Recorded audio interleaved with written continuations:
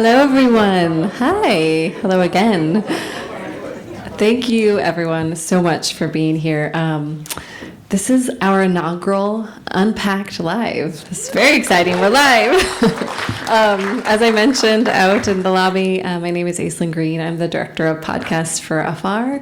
That's the award-winning travel media brand that's working to make travel a force for good in the world. And I am the host of our Unpacked podcast, which I think you'll see on those postcards out there. And that's one of our 3 podcasts. And on the show, we explore the world's most interesting destinations, and we unpack the deeper stories behind travel, which is what we're going to be doing here tonight, because we are going to be collectively, metaphorically, traveling far west to that kind of golden, sunny, creative land, California. I've lived there for about 15 years, and I actually moved there after a big trip that culminated in a road trip up the California coast. And if you have not done that road trip, I highly recommend it. It might just make you move there. And that was my first exposure, actually, to California's diverse Native American communities. I spent some time in Big Sur, home to the Aislyn tribe, and in Northern California, where we have many tribes, including the Yurok and the Hupa. And we have 2 really wonderful people with ties to those communities who are here tonight. We're going to be hearing from them in a moment. But first, I would love to welcome to the stage Angie Pappas from Visit California, our fantastic partner in this event. Welcome to Angie.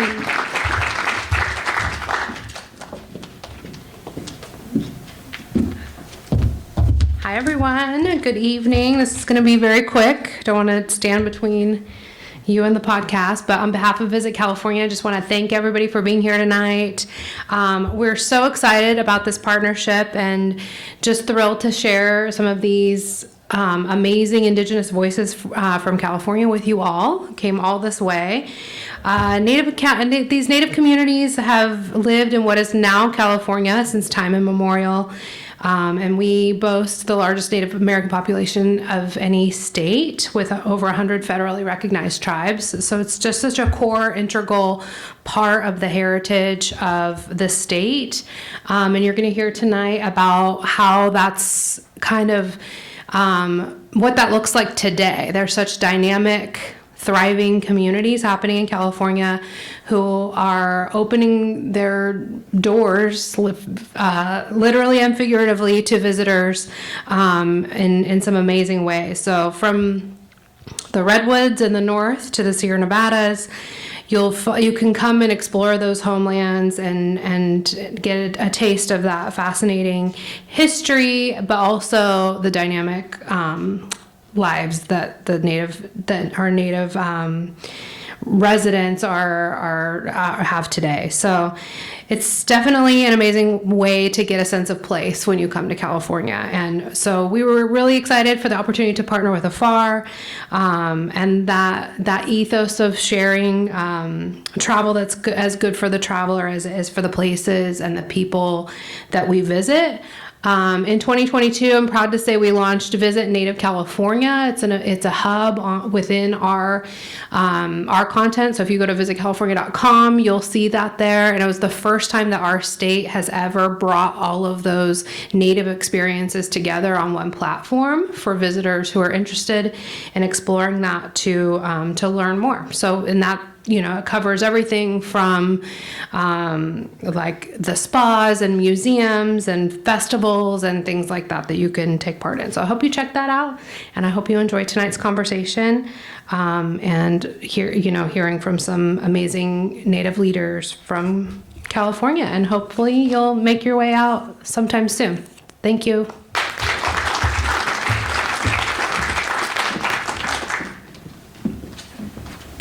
So we're really fortunate tonight because we have 2 Angelas who are going to be joining us on stage. We are going to be talking about California, but we wanted to acknowledge and recognize where we are in Massachusetts. And so this is historically the land of the Wampanoag people. And tonight, to honor those people, I would love to welcome Mashpee Wampanoag tribal member Angela C. Marcelino. She's a historian, a chef, and author of the book, The True Natives of Cape Cod, Massachusetts, and Their Foodways. Welcome, Angela.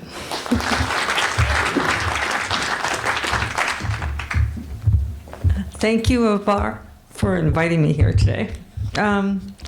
Right here It all began here. I'm sorry to say we were the greeters, my ancestors to Squantum. I'm a member of the Mashpee Wampanoag tribe. I wrote a historical cookbook. And when I first started to read the recipes, I thought, oh, I'm just going to write an average cookbook. But I realized the cooking and the food waves told us a lot about historical benchmarks of this country and the contributions Native Americans made to those benchmarks. I want to talk about Mashpee, where I come from. We're now a sovereign nation. We are known as people of the first light because we're the first to greet the sun at the edge of the ocean. Katabatash, that means welcome, and I'm glad to be here today. There were Wampanoags at one point that were spread across Massachusetts. To say that you will see my DNA in southeastern Massachusetts going back to 10,000 years is very much true. Mashpee has a very strong history in itself, the Mashpee. We are now a federally recognized tribe. We fought from our applications in 1976, and we were approved as a federally recognized tribe at 2007. And that was all the work of our tribal elders and people that were volunteering. That's how dedicated they were, and we honor them every day. There are other tribes in Massachusetts that are recognized statewide and federally sovereign ones like ours, and that is the Acuna tribe on Martha's Vineyard. The Noopi, as they're known. The Noopi are the island deep bottom tribe, and they have a very deep history over there. And then we have the Nipmuc tribe, which is not a band of Wampanoags. They're on their own, I guess. And they're part of the Western Corridor, up from Natick, I would say, all the way up to Westford and parts of Gardner. They were in Western Massachusetts. But tribal people visited each other. In Mashpee, our culture is very strong. We still live as a communal society. We have ancient pathways. When I was a child, I was part of maintaining those ancient pathways. And those pathways would take you to blueberry bushes. You would take a path that would take you to a fishing ground site. You would take a path and you would get to the river or get to crabbing or deer paths, which were actually delegated to certain family members. They had, like, that was that family's deer path. So I didn't know at the time as a child I was doing an Indian thing. I had no idea. I was having a good time. And those pathways, if you go to Cape Cod to this day, you will see those path systems. They also led us to greet other tribes, like the Narragansetts. We would send messengers, talk about negotiating land rights amongst ourselves, politics, the new people that came ashore in 1620 and 21. So let me start off with how it all began. Everybody knows that the Pilgrims hit P-Town in 1620. They met up with the Nauset bands. They raided their caches, underground caches of food storage. And then they hopped back on their boat and ended up in Plymouth the next year. When they arrived in Plymouth, food is a bigger catalyst than people realize. As I did my research, I actually had a little empathy for the Pilgrims at one moment. They came from food in England that was almost poisonous. Their food was laced with chemicals to camouflage the rot and the color. Their food sources were fish from, dirty, infested canals. And they didn't understand refrigeration, And they were so poor, their land was overworked, and they were on farmlands of the aristocracy. So, they'd just come down and say, hey, give me 2 or 3 of your pigs. We're having a party tonight. Give us a bunch of your, wheat, whatever wheat survived. So when they got off that boat, they were just, overwhelmed with the land here, the beauty of it, how you could have a piece of land, was a huge thing to them. They were overwhelmed. But food was a catalyst of it. It wasn't sexy for people to say, hey, we're starving, hey, we have no access to land and food. And they talk a lot about religious repression, but the matter of fact is that England was overpopulated and those people could not sustain themselves. It was a catalyst from the beginning. So, going back to the meeting, in 1621 they were in Plymouth. They were introduced to an interpreter. His name was Tisquantum, otherwise known as Squanto. And Squanto's journey was very interesting as well. Squanto was kidnapped in 1614 by Captain Thomas Hunter, and he was sent to Spain and England. But he fought his way back and came back in 1619 and went to his tribal band's village, which is the Patuxent tribe, just 20 minutes south of the Mashpee. Okay? So he's probably a relative of mine. I think out of survival, he offered himself up. When he came home to his Patuxent tribe, it was totally disseminated. Everyone was gone. Just the Weetus were standing there. I can't imagine how someone felt when they saw that, the humanity of it. And I think, he was all alone. He was the last of his people. Can you imagine? Within 5 years. So anyways, Tisquantum was a vital part of the development of this country. He offered himself as an interpreter, and he staved off the other Wampanoags from attacking the Pilgrims while they erected their homes. He also introduced them quickly to fresh water. He introduced them to farming technology, and he introduced them to all kinds of different advancements, hunting grounds, land management, and so forth.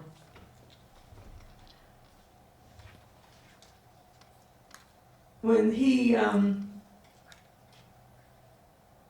was the Pilgrims' survival was a big part of the development of this country. And we were there from the beginning. The Mashpee, I have to tell you, it's a story of resilience. It's a story of politics. It's a story of an Indian district that was forced into an Indian town in 1970. Indians couldn't just live anymore. They had to go to praying town districts with a church in the middle of them and surrender their culture. It was a very different time, but the Mashpee never left their land. We represent a group of uninterrupted people. We live as a communal society, and we have a strong pull to each other. So I'm happy to say that we have our sovereignty back now. We fought off many challenges over the years, and we're still here. And my book is available on Amazon. And there's some great childhood stories about my tribal uncles and aunts, and the journey of Mashpee, and New England food, which is a cross-cultural food of mostly English and Native foodways. So I'm glad to be here today, and I'm looking forward to the other panel. Thanks.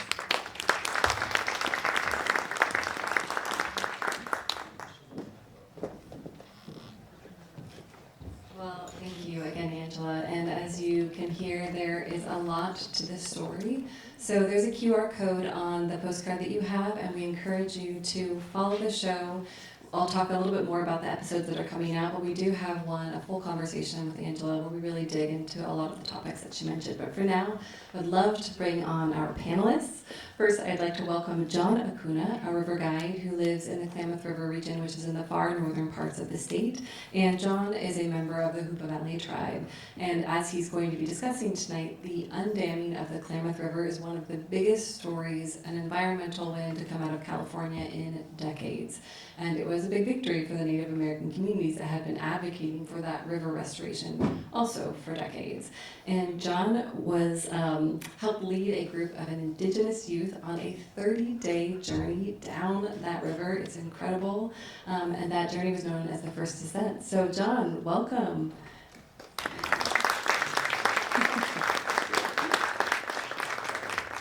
All right, and I'd also like to welcome Christina Lonewolf Martinez, a private chef based in Monterey with Comanche and Yaqui lineage. Christina is merging the worlds of fine dining and indigenous ingredients in these incredible, brilliant ways. I promise it's going to make you hungry. Through her relationships with the Aislyn tribe and other native communities, she's reviving ingredients like acorns and seaweed and salmon in these brilliant new ways, and changing the way that travelers to the Central Coast also think about indigenous ingredients and foods. So Christina, welcome.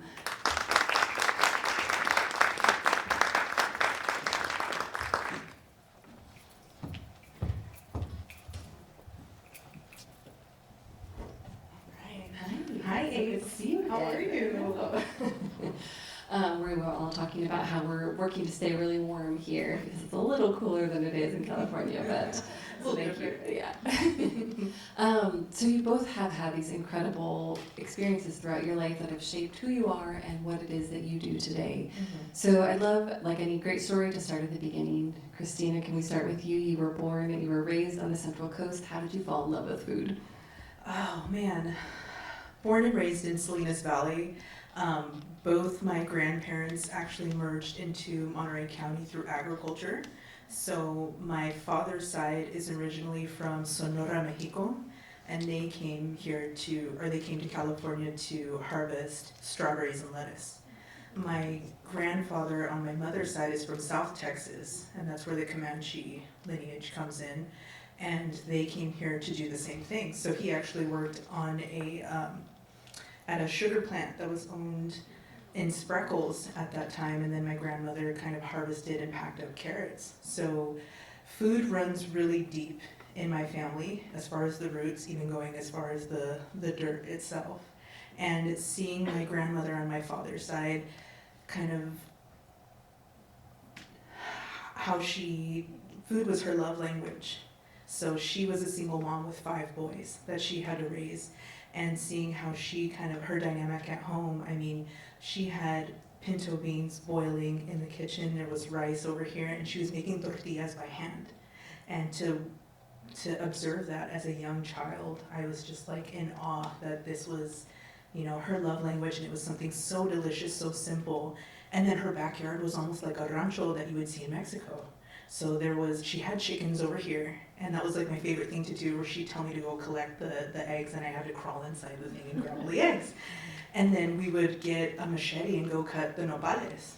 And then we would cut the prickly pears too, and then prepare those in a different way.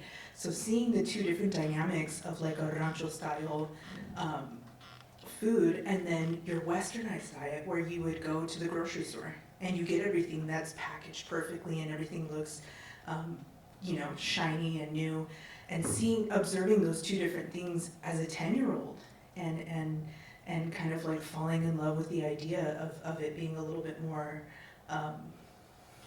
cowboy is the best way I could kind of put it, and just constantly kind of like observing that and falling in love with that idea of like the land is more of your food source. So it stuck with me until now, to be honest, and I'm just like super grateful for the roots that I have with it, and the connection that I have with food, and I'm able to kind of express that and bring that to you guys. So it's fantastic. Yeah, your life created a chef, basically. And then, like you, as you grew older, you came to understand your heritage more completely, and that changed your relationship with food a bit, or that evolved into your relationship. Can you tell us a little bit more about what you learned? It definitely changed my relationship. I think landing the chef apprenticeship at Post Ranch in Big Sur in 2015 kind of offered me a different dynamic than what I had seen with my grandmother. So I was able to really get my hands on certain ingredients that I would never have seen.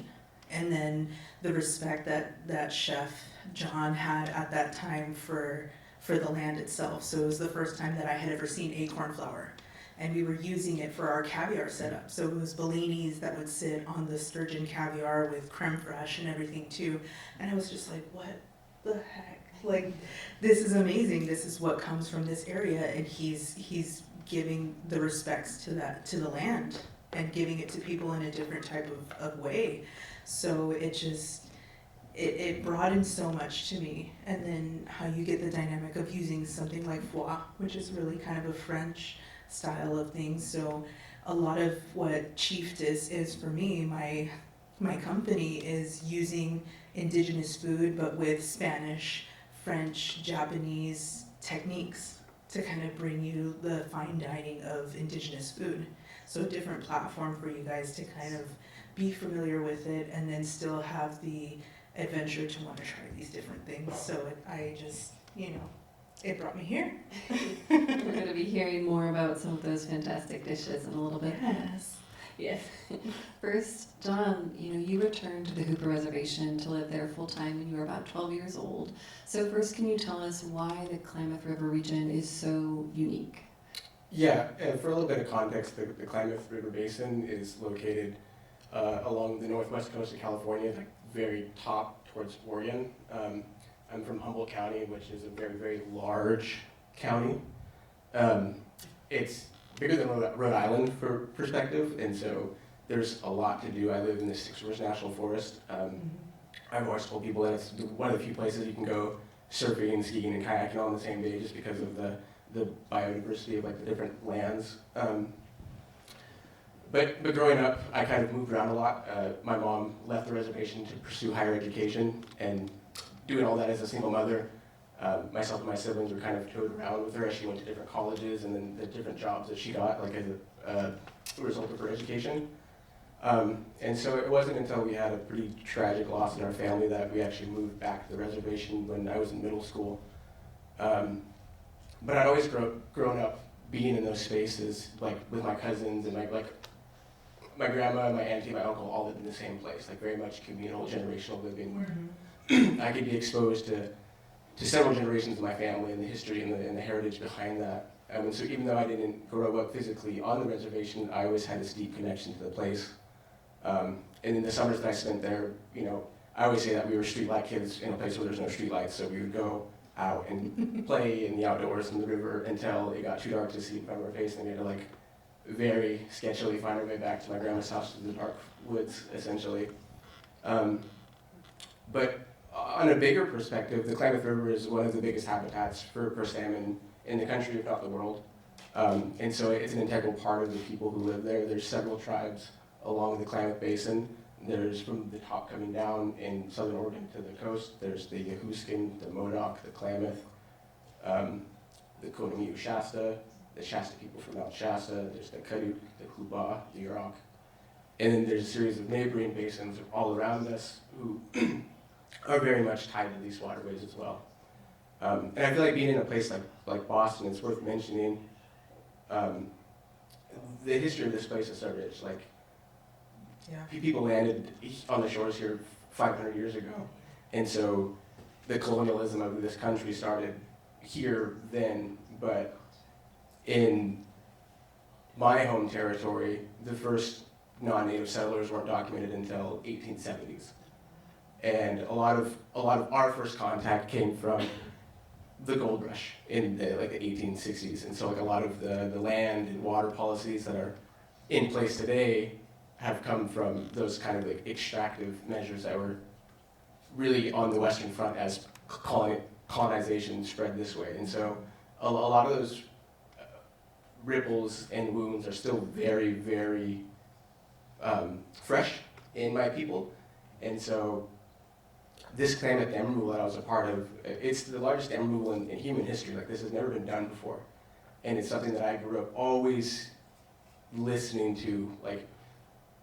Growing up, the story of the Klamath was more of a lament. It was a grief. People always say, I grew up on the Trinity River, which is the biggest tributary to the Klamath, and it's green, it's pristine, it's beautiful. But you go to the Klamath, and there's notices put out every year not to let people swim in it or let your dogs drink it because it'll kill them because of the toxic algae blooms that take place because of all these effects of these so-called green energies. Right. Yeah. Well, and you have these incredible ties to the land in different ways. And John, you actually started as a firefighter using traditional burn techniques to help manage fire in the region. How did you wind up moving from fire to water? Yeah, I always say that a lot of my life paths were happenstance and serendipity and just me being in the right place and having people who were generous enough to like see me as someone worth investing their energy and their resources into. So I started fighting fire when I was 19. It was like the first professional job I had, and like that was my exposure to travel. Like loading up in a little bus and driving across, the country trying to put fires out was. Yeah, I didn't grow up going to Disneyland or things like that, so that was my first exposure to travel. I did that for about 6 years and had like a really, really storied career. I did some really cool things with some really cool people, but working for the federal government and all that entails, life kind of happened to me, and I went through some hard times, and the federal government kind of saw me as like a name on a piece of paper and that my problems weren't worth their time, and so they kind of pushed me out of what I was doing. And I had so much identity wrapped up in being a firefighter, like I didn't know who I was outside of that, and so when that was kind of stripped from me a little bit, I kind of lost who I was. My housing was involved in that, so I became homeless, and I kind of it took a toll on my mental health, obviously. And I had some really, really good friends who were just kind of tired of seeing me in the dumps, and my friend moonlighted as a river guide, and he's like, I'm tired of seeing you bummed out, we're gonna go boating. And so he took me out on this kind of challenging section of the river that I had no business being on, but coming from my fire background, I kind of have like this adrenaline junkie part of me that just was set off, and I was like, man. And he kind of informed me that there was a school coming up, this beautiful, beautiful program called Redwoods and Rivers, which gave me so much love. But in my opinion, it wasn't for me at first, and so I kind of turned it down initially, but I kind of ran out of reasons to feel sorry for myself, and I undertook this journey. And again, serendipity took place, and the people who put on the school appreciated my energy enough that they offered me a job on the spot, and that led down this crazy like domino effect, which landed me in this spot that I'm now in the nonprofit world, like doing these river expeditions. So cool. We're going to hear a lot more about that in just a moment. But in the meantime, Christina, can we go back to this foraging education that you had? Because it's a big part of Chieftess Monterey Bay, right? You are making your own harvesting, making your own acorn flowers, really incredible. So how did you kind of get introduced to that and then build the relationships with the Aislyn? Yeah, I think it laid down the foundation for me. A lot of what we did in Big Sur at Post Ranch was foraging for it, and they had the property to do it, so we would forage for chanterelle mushrooms. There was porcini mushrooms, and if we were lucky, we'd find morels. And then having our own garden to kind of harvest certain things from, and then just being a part of the Big Sur community itself, and having some really great friends. Jonathan, who goes out and forages wild mushrooms for me that I've used in some current past events. And Katie Rose Rice, who owns Woven Herbs, who goes out and forages for a lot of her herbs for her botanical teas. And I've used those to kind of like brine duck breasts and certain things like that. So getting involved with a lot of people in the community of Big Sur who have that same love and that passion for what I do and the land as well. So it's awesome to see people having that same style of foraging. I don't know what you call it, being food nerds in a sense of it, but just being aware of your surroundings and what we have there, and then being able to integrate that into Chieftess. And the predominant staple in Chieftess is acorns. So that's a huge staple of what the Aislyn tribe of Monterey County was their diet, were these acorns, and they would do like an acorn soup or a stew. And I fell in love with that because they're so abundant in my area. And I thought, with my culinary background, like how can I bring this to the table? How can I go toe to toe with my mentors in this area and really shine Indigenous food in that same way? So now, harvesting wild acorns, processing it into flour, I've done acorn focaccia bread that I served alongside a bison and Wagyu beef tartare and bone marrow for Big Sur Food and Wine, which was absolutely amazing. I turned it into pasta and incorporated it with flour, and we did a wild black sage and duck yolk raviolo with brown butter sage, toasted pine nuts, and then wild foraged mushrooms. And that was another dish that I used for my 7 courses of Big Sur Food and Wine. So just kind of implementing them in foods that we're so familiar with, but putting a native twist on them. And it's kind of like growing from there. And I'm like super stoked that my community is so supportive and embracing of it, and really wanting to try native food in the creative space that I'm offering.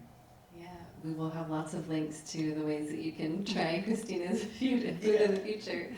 But first, John, going back to you, you said that the dam removal is the largest in human history, which is incredible.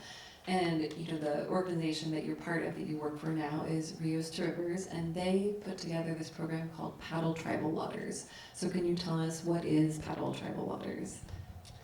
Yeah, I think in order to understand Paddle Tribal Waters, I have to kind of explain Rios as a whole. So Rios to Rivers is the nonprofit that I'm involved in.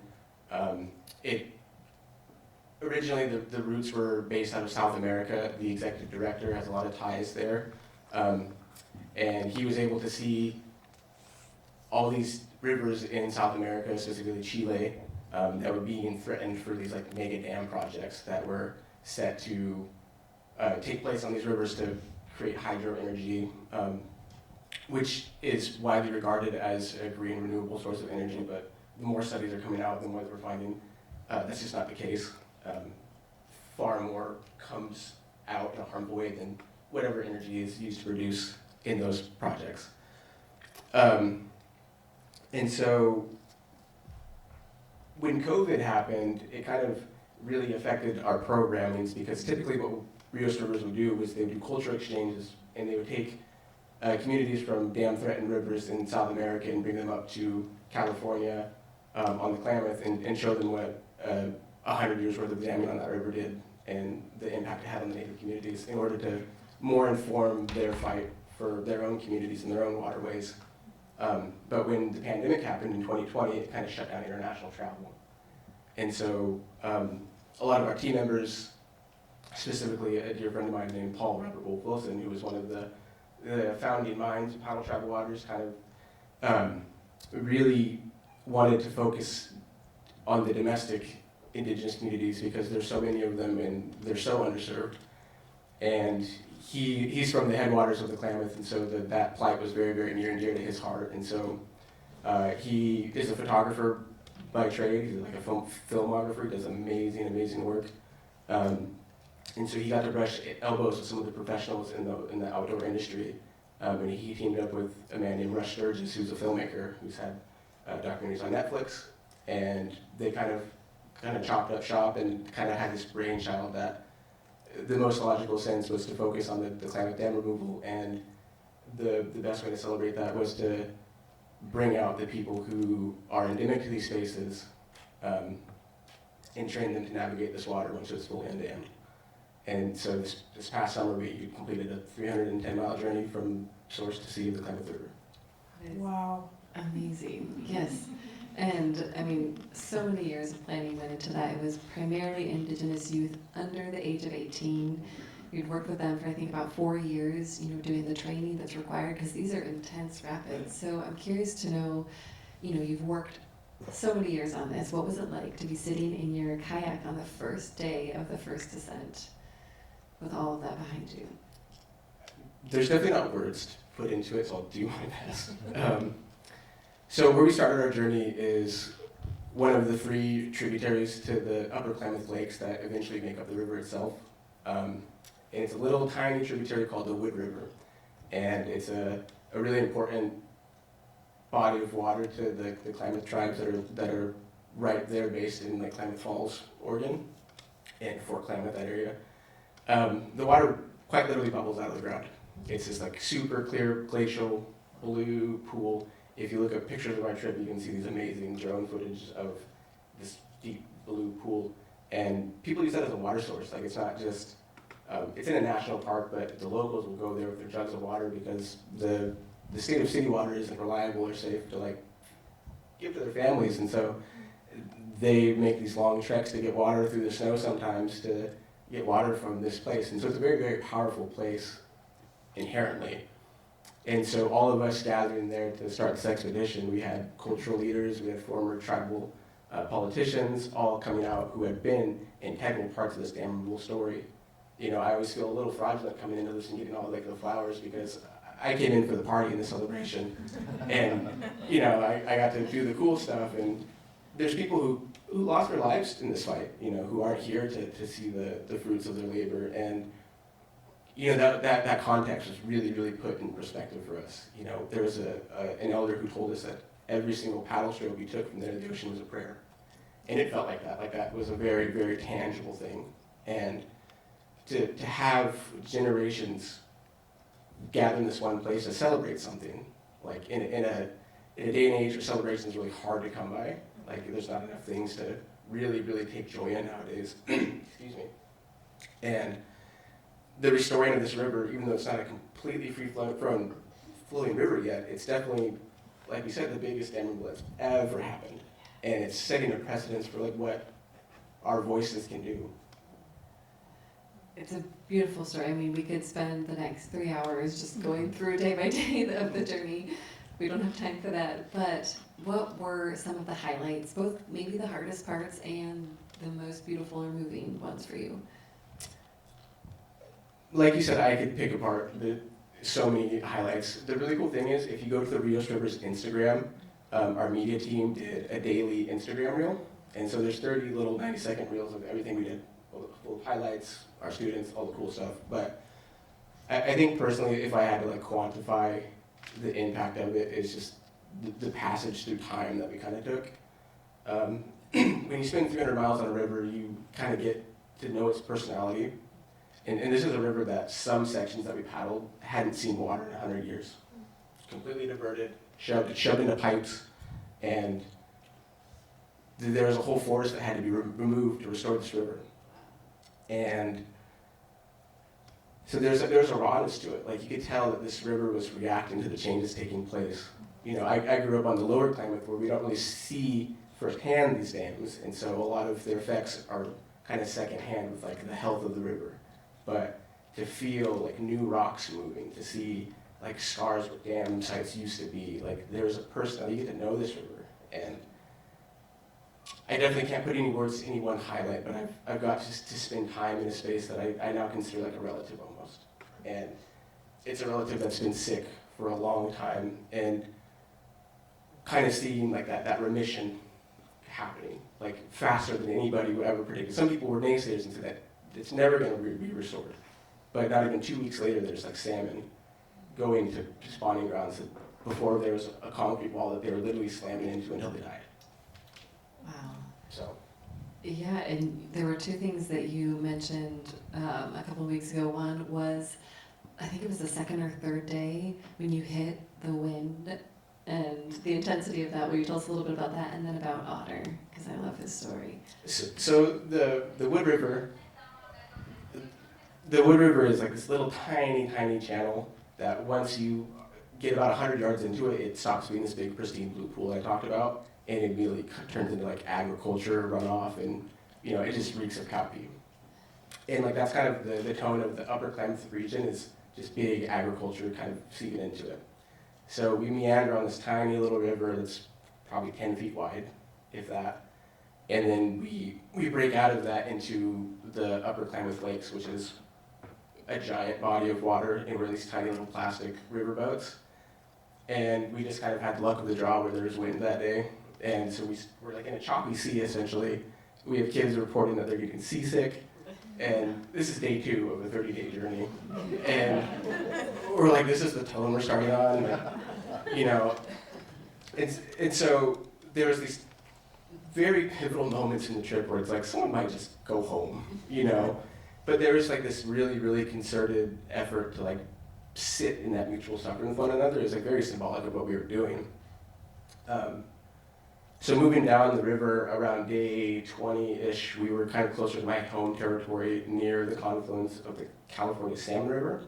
And below that, there's a series of rapids called the Ikes Falls, which is, rivers are classified by a classification between class 1 and class 6, class 1 being flat water, class 6 being like a death trap that people don't touch.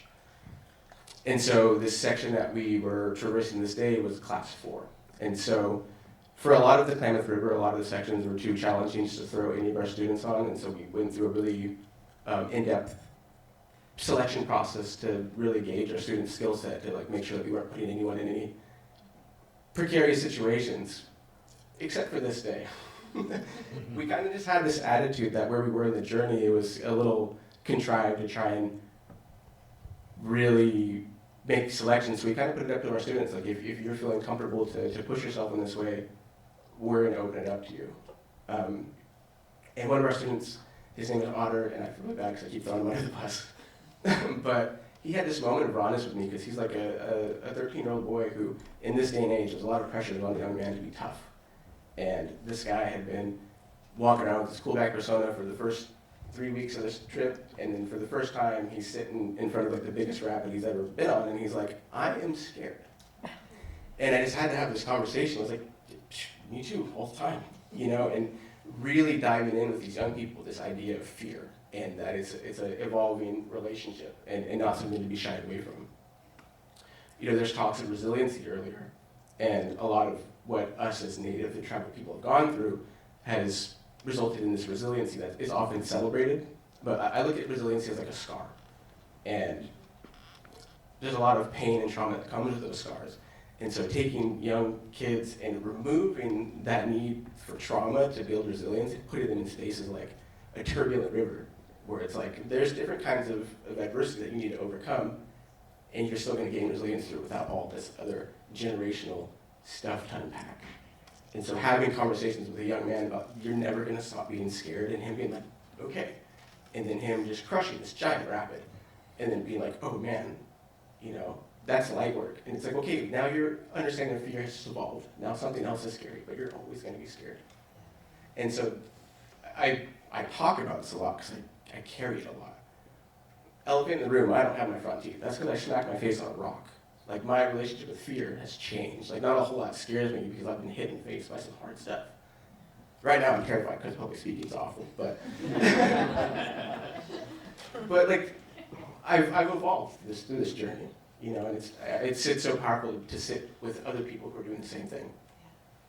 Yeah, I love your message around fear, and we've actually had some interesting conversations, you know, pre-panel about how fear shows up in different ways. And Christina, you know, even your evolution from, you know, you gave birth a few years ago, you have a lovely baby boy, and kind of building this business that resulted recently in this Chieftess table dinner at the Big Sur Food and Wine Festival, which was a ceremonial dinner, really important to you in a lot of ways. Could you tell us a little bit more about what that meant to you to develop those 7 courses? Yes, well, there was definite fear in that. Executing what I did on that day was 2 different events. So there was Sip and Saunter at Post Ranch, and I decided to, myself and a team, we decided to shuck 400 oysters and do a native oyster bar. The same day we were doing a 7-course dinner at the Roadhouse. So as soon as we were done shucking those 400 oysters, we had to pack everything up and run to that restaurant and start executing a 7-course dinner. So that was my chieftess at that time that said, all right, mama, go big or go home, like, let's do it. So we did a native oyster bar at Post Ranch, and that one consisted of elderberry and balsamic caviar pearls that I had made, and I had learned that at Post Ranch. So it was great to kind of go full circle again and be able to offer that where I had first started. And then I finished it with smoked trout roe on top of these beautiful Miyagi oysters, and we set it in this wooden trough with river rocks we had collected from the Carmel River, and then Monterey Bay seaweed that we had collected earlier that morning. So we had gone into the ocean and picked out this seaweed, put it in a cooler, took it to Post Ranch, and then set it out on this beautiful ice and put a bunch of half-shell oysters on it.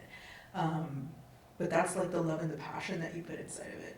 And then that's just, you know, adding the elements of what Big Sur and Monterey Bay have to offer, at least in my creativity with it. So we were the first station that you would hit at Sip and Saunter, so we got paired with champagne. So of course, oysters and champagne.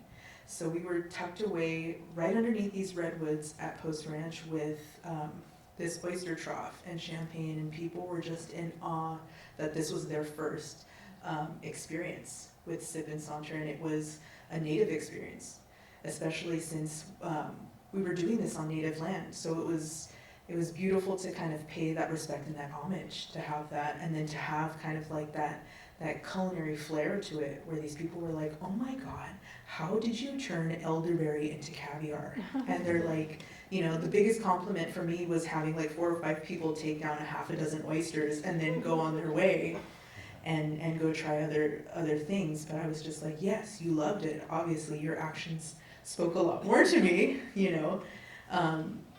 But just doing that, and then the history that I put in the 7 courses that we did at the Roadhouse too, that meant a lot to me, and it coincides with the salmon. So like the amuse that I put together for that was called the Salmon People. So it sat on a seaweed dulcito chip that I was given by Monterey Bay Seaweeds, by Mike, who is like the Willy Wonka of seaweed, and kind of regenerating a lot of these things, and kind of giving the perspective of like the nutrients that you can really get out of seaweed, and how fast you can like replenish it and do all these things. And you know, he grows abalone on the side, and then turning uni sea urchin, which is such an invasive species in Monterey too, that kind of destroys the kelp, using that in certain ways. So seaweed chip, we did smoked salmon on top of it. I did pickled sea grapes that I did Japanese style, so they were pickled in rice wine vinegar, and we put edible gold flakes on top of it. So the history behind the Salmon People is a lot to do with California. How big salmon was a predominant diet of a lot of our tribes there, and how sacred that specific one is. I mean, there's a story about the salmon, how it gave its life to human and animal to sustain themselves, and it gave itself willingly. And then to put the edible gold flakes on there was kind of the finishing touch with California and the gold rush, and how that kind of coincided with it as well, because we almost took away all the salmon. And then we, you know, same thing with the gold. So to be able to pay homage to that, and that be your amuse, your first bite of history of California, for me was just the kickstart of the 7 courses, with everything else that had like a beautiful story behind it, and that was either wild foraged or locally sourced. You know, I would love to go through all of the courses with you, but that would take a little bit of time too. But the Salmon People for me was the most important, and that was my favorite dish that I had on the menu, and just really paid homage to myself and to, I mean, Klamath River and everything that goes on with that. It means so much, and to be able to have this platform and be able to give this to people in my culinary creativeness. I mean, this is how I express my art, is through food, and you being able to eat that, and the healing process that goes through that, and then the integration between each culture. I mean, Chieftess table really belongs to everybody. So it's indigenous ingredients, the origins of them themselves, but we're using the French, the Italian, and the Spanish and Japanese techniques, so everybody has a seat at that table. Nobody's left behind. And to integrate those together, I mean, that's food sovereignty for you right there, and then just a healing aspect that brings everybody together.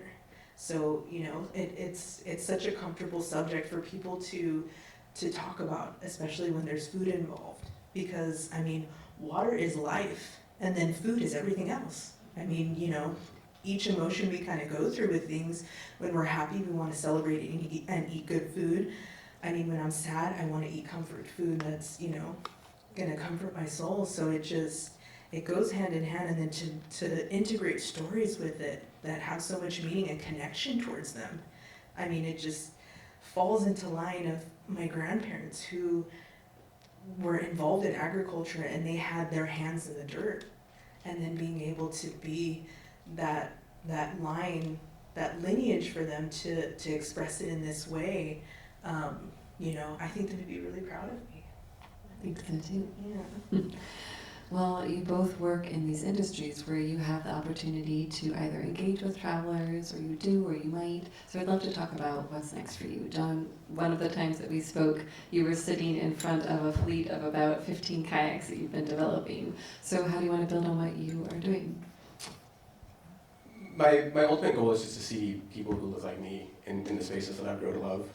When I first came into the outdoor industry, specifically the river industry, I could count on one hand the amount of Indigenous river guides that I knew, and we all got our start in the same spot. So there's a really small circle, and I live in a mecca of rivers. There's the Six Rivers National Forest. There's an endless supply of water around me, but just through the circumstances of my upbringing and the society that I find myself in, recreation's a luxury. I feel like there's so many things that were on my plate as a young person far before I ever could think about going out and, hopping in a plastic boat and figuring out what to do with that. Mm-hmm. Traditionally, the river was a means of sustenance, was a means of travel.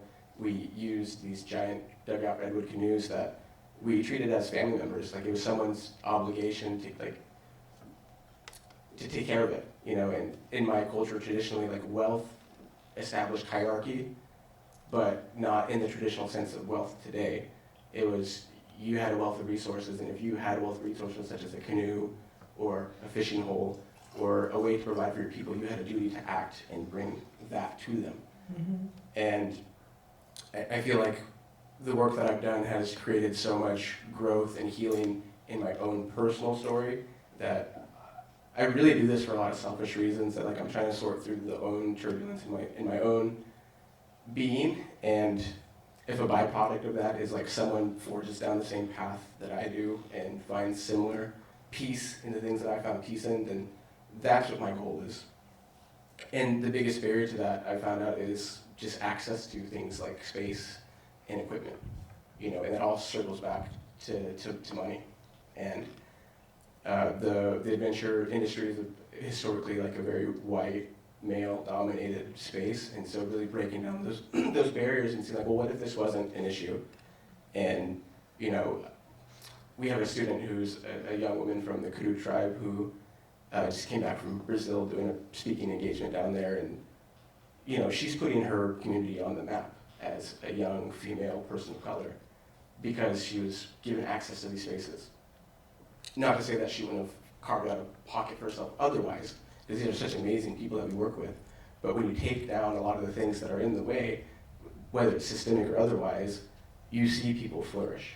Mm-hmm. You see them thrive. You see them take ownership of these spaces that we've been in time immemorial. We talk about stewardship and advocacy, and why not look to the people who've been stewarding this land since the beginning for those. And I've been really fortunate to be in spaces where that's kind of taken seriously. Congratulations. Can't wait to see where you go from here. Christina, you teach classes like your native pizza class, you have the dinners, you have all sorts of interesting things that you're doing. Mm-hmm. Tell us, what do you want to do next, especially around the kind of ceremonial dinner idea? Yes, I love that you touched base on that, because that was something that's one of my favorite projects. So ceremonial dinners that I would love to do in the Monterey Bay would consist of the moon cycles. So having a very intimate small dinner of 40 people every full moon, and having it kind of consist on the menu being around that full moon. So think the strawberry moon, the red moon, and basing my menu off of that. And then the seasonality of it. So what's in wild forage season at that time, what my local farmers have as well too. But making it very small and very intimate at the same time. So it's not something that's super readily available to people. And just my own personal thing, I would take just a little piece of Erin French and use her idea of people sending in a postcard and telling me I would love to be a part of your dinner, and being able to select 40 people for the Chieftess table to enjoy this full moon ceremonial dinner and be able to call them and tell them you have been selected for this would mean like the world to me. I think that sounds so fun and so just exciting for people to know that they got chosen to dine at Chieftess table in Monterey. A few other projects that I would love to start is I did have my son at home, so he was a home birth, and then going through that process of pre and postpartum and my diet that I had to, change because my son relied on my body to sustain him. And if you're not familiar, but with most chefs and line cooks, our diet really consisted of energy drinks and American Spirit cigarettes. So I had to change that up really, really quickly because I still worked the line pregnant, and I had left April 29th for maternity leave, and then I had my son 5 days later. So I literally almost had him in the kitchen, which my chef was like so happy that I didn't at that time. We joke around a lot, and I think it's so cute because he's like, Christina, I don't want to deliver your son in a 5-gallon pickle bucket, but if I have to, I will. So Ben was very cheeky about that, and so I would love to develop like like pre-packed meals for pre and postpartum mamas, foods that really help them get back to where they need to. So healing the womb and then balancing the hormones and helping with milk production. I think that's something that's very overlooked in our communities now is mamas and how we're taking care of them, and they're taking care of our next generation of children, our people. And I think it would just satisfy me so much to know that, whether they have the money or they don't, it could be just a sliding scale that each mother has the opportunity to nourish themselves, to take care of their family, their children. So that's something that I'm hoping to develop pretty soon here in the next year. We'll see. I mean, Got a big year ahead of you. I know, Chieftess is relatively new. I'm surprised I could do this with a 2-year-old at the same time and still be awake for you guys. I took a red eye here this morning, so I'm doing it. Yeah. Well, we are running up against the end of our time, but I'd love to close with our truly travel note. Everything we've talked about is travel adjacent. But Christina, can we talk about, will you recommend one way that you feel like travelers could engage with Indigenous communities in the Big Sur and the Monterey region? Oh man, okay. I'm gonna try to make this short and sweet, but I know I have like a whole line of like places to eat because that's what I do most of my time. I love to eat. But places to see, I mean, Julia Pfeiffer in Big Sur is absolutely magical. Going to the redwoods there at the Big Sur Lodge. Point Lobos is one of my favorite places to go visit. It's like a 10-mile loop of a walk that you could do. It's very moderate. The beaches, Lover's Point is a very fun place to go, really awesome for the kids, and you can jump off the little pier that they have there, and it's very calm. As far as food goes, the meadery, Chef Todd is doing some amazing work there. That's where I predominantly get most of my wild game meats. So my smoked duck, my venison, my wild boar, my elk, he provides a lot of that. So I'm very grateful that I have my mentor kind of offering those things for me to be able to do some of these pop-ups and have it relatively close. Alta Bakery is one of the best gems. Ben Spungen is another one of my mentors, and he's doing some like really great Willy Wonka stuff at his bakery too, which is fantastic. And they have a beautiful garden in the back courtyard. And I also helped him open Cello Restaurant, which is right next to Alta Bakery. So I was his lead grill cook there with after a year with a belly and still doing the grill. So it was really neat to do that. Stokes Adobe, which is really fun because it has that beautiful like spooky history because it's a haunted house. But They're doing some amazing food, and the aesthetics on the inside are absolutely beautiful. So if you want to really dine somewhere that has like that Monterey history to it and has like a little bit of that spooky essence, which I love too, that's a great place. Stationary in Carmel by the Sea is one of my favorite places for breakfast too. So Chef Amalia is doing some really great things, but I'll leave it there. We all want to join Christina on her food tour. At least We'll do a chef's tasting tour. Let's do it. I'm going to be there. All right, John, we'll close with you. Where would you suggest that travelers explore, and what's your advice for those looking to do so? I'm always a little hesitant to just open the floodgates and bring tourists into my space. I will say that like Humboldt County, where I live, is like one of the most beautiful, amazing places.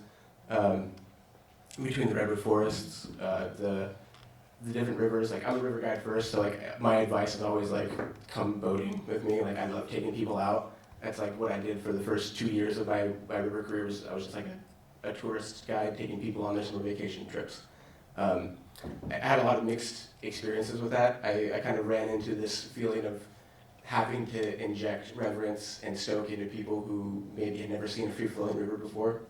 And I had friends who were really, really good at that, like just inherently. They could perform, they could tell jokes, they could be an entertainer. But for me, it like took a lot of energy out of me. And so I think I leaned away from the tourist side of things and really focused on my community, because it's like it was hard for me to create so much space to bring outsiders into my area when people from my area weren't in my area, you know? And I've definitely had to kind of reassess my relationship with that idea, because I've been fortunate enough to travel now through the work that I've done and see communities that are solely funded on ecotourism, and realizing that there is a way to sustainably do it that doesn't feel like extractionary or taken advantage of. And so I would just say for people interested, like genuinely interested in learning about different cultures, specifically in California natives, there's like a lot of deep ingrained mistrust with people coming in to speculate. Like I'm not something to be spectated at, you know? And so I have a lot of very visceral feelings when I feel like that's what's happening.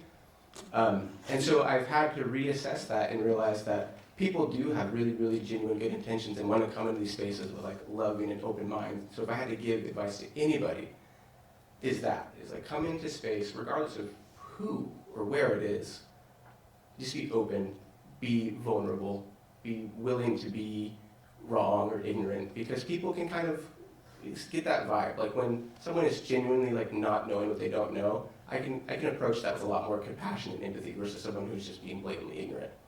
And so I guess that would be my advice, is to tread lightly in these spaces and be invited. People oftentimes are very selective of, like you're saying with your program, that you want to be able to select who you bring into these spaces.